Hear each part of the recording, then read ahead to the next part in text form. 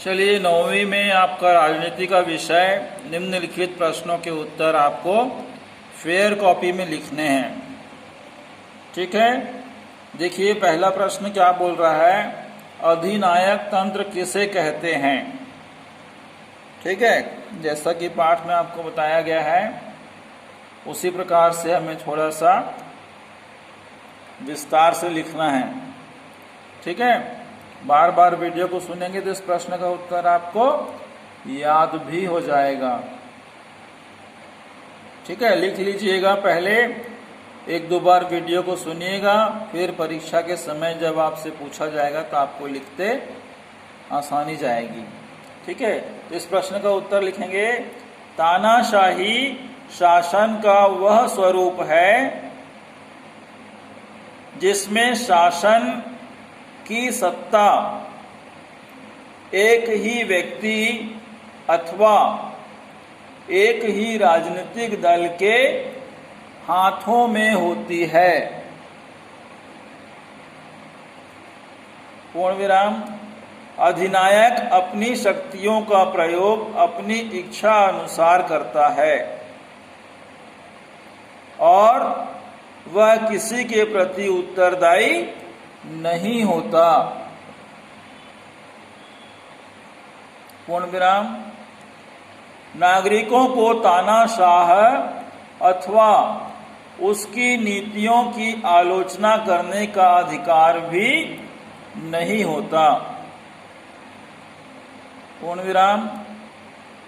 उसका कार्यकाल निश्चित नहीं होता और वह तब तक पद पर बना रहता है जब तक शासन की शक्ति उसके हाथों में रहती है। ठीक है, ये हो गया आपका प्रश्न पहला का उत्तर। अब दूसरा प्रश्न क्या बोल रहा है, देखिए, लीबिया और म्यांमार में सैनिक संगठन किसके प्रति उत्तरदायी था। ठीक है, तो इस प्रश्न का उत्तर इस प्रकार से लिखना है, लीबिया में सैनिक संगठन कर्नल गद्दाफी के प्रति उत्तरदायी थे और म्यांमार में सैन्य शासक नेबिन के प्रति उत्तरदायी थे। ठीक है, ये इसका उत्तर है, एक बार इसको अच्छे से समझ लीजिए। लीबिया का जो देश था उसमें जो सैनिक संगठन था वो कर्नल गद्दाफी के प्रति उत्तरदायी था। ठीक है, और म्यांमार में जो सैन्य शासक था, जो सेना का शासक था, वो नेबिन के प्रति उत्तरदायी था। ठीक है, जनता के प्रति नहीं था, इसको ध्यान से समझेंगे। सैनिक संगठन लीबिया में कर्नल गद्दाफी के प्रति उत्तरदायी था और म्यांमार में सैन्य शासक नेबिन के प्रति उत्तरदायी था, जनता के प्रति उत्तरदायी नहीं था। ठीक है, अगला तीसरा प्रश्न देखिए, लोकतंत्र का प्रमुख शत्रु कौन है। शत्रु मतलब दुश्मन। ठीक है, विरोधी। लोकतंत्र का प्रमुख शत्रु कौन है, इस प्रश्न का उत्तर लिखेंगे।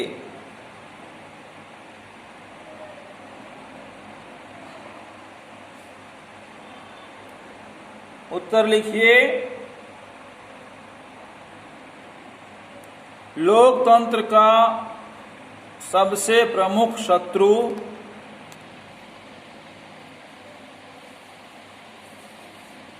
हमारे विचार से, ठीक है, आपके भी अपने विचार हो सकते हैं, ठीक है,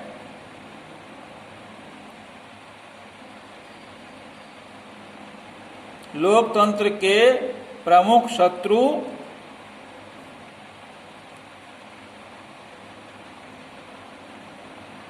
जनता के बीच में कराए जा रहे चुनाव में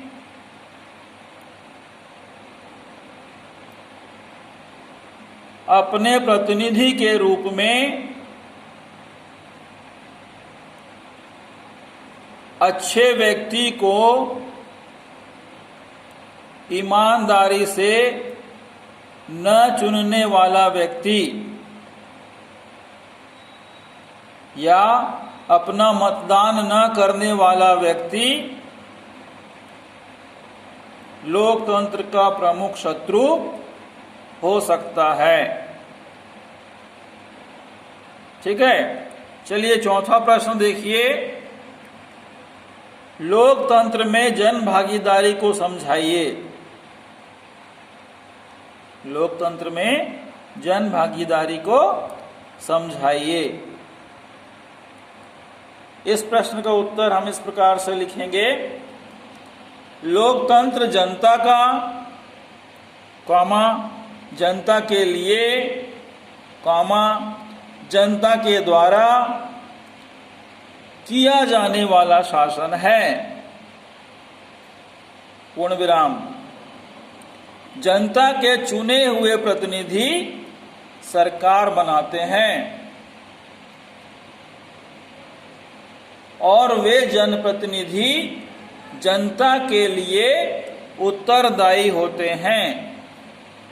पूर्ण विराम। ठीक है,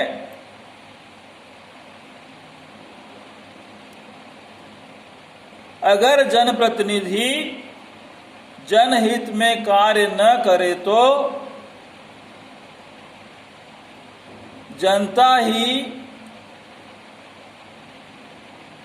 एक निश्चित चुनाव आने पर अपने प्रतिनिधि को बदल देती है।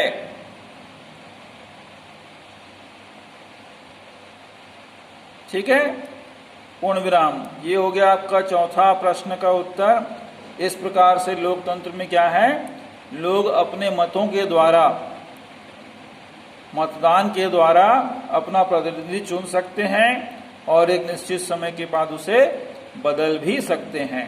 तो ये किसके हाथों में है, जनता के हाथों में। इसलिए उनकी बहुत बड़ी जिम्मेदारी के साथ साथ बहुत बड़ी जन भागीदारी भी होती है।